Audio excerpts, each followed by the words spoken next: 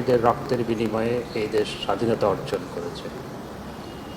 সেই দেশে রাজাকারের পক্ষে স্লোগান দেওয়া এটি রাষ্ট্রবিরোধী স্লোগান, এটি সরকার বিরোধী নয়, এটি রাষ্ট্রবিরোধী স্লোগান। আগেই বলেছিলাম কোটা আন্দোলনে রাজনৈতিক অপশক্তি ঢুকেছে, উক্তিটি করেন পররাষ্ট্রমন্ত্রী হাসান মাহমুদ। পররাষ্ট্রমন্ত্রী হাসান মাহমুদ বলেছেন, গতকাল রাতে যে ধরনের স্লোগান দেওয়া হয়েছে তা রাষ্ট্রবিরোধী স্লোগান। মুক্তিযুদ্ধের মাধ্যমে ৩০ লাখ শহীদের রক্তের বিনিময়ে এ দেশ স্বাধীনতা অর্জন করেছে।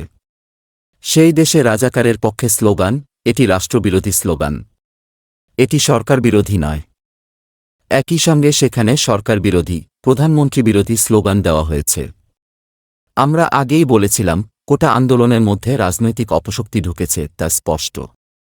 আজ সোমবার দুপুরে পররাষ্ট্র মন্ত্রণালয়ে বাংলাদেশে নিযুক্ত সৌদি আরবের রাষ্ট্রদূত ঈসা বিন ইউসুফ আল দুহাইলানের সঙ্গে সৌজন্য সাক্ষাৎ শেষে তিনি এসব কথা বলেন। হাসান মাহমুদ বলেন, বিএনপি জামায়াতসহ যারা দেশকে অস্থিতিশীল করতে চায় তারা ঢুকেছে।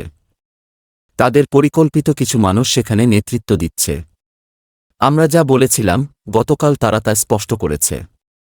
কালকের যেসব ঔদ্ধত্যপূর্ণ স্লোগান ও বক্তব্য দেওয়া হয়েছে তাতে প্রমাণিত হয় এটি কোটাবিরোধী আন্দোলন নয়।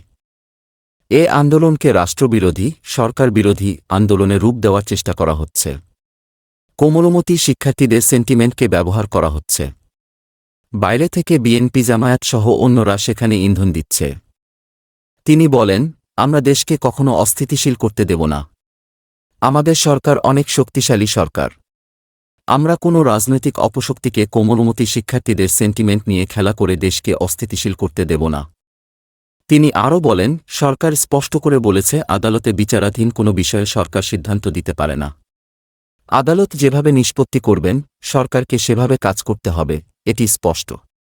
যারা সংবিধান জানেন, দেশের আইন জানেন, আপনারা সবাই জানেন, এটি স্পষ্ট। এরপরও এ ধরনের স্লোগান দেওয়া এবং আন্দোলন করা এবং কালকের স্লোগান, কালকের বক্তব্য একেবারে দিবালোকের মতো স্পষ্ট করে দিয়েছে এর মধ্যে রাজনীতি ঢুকেছে। ইউনিক প্রতিদিন, ঢাকা।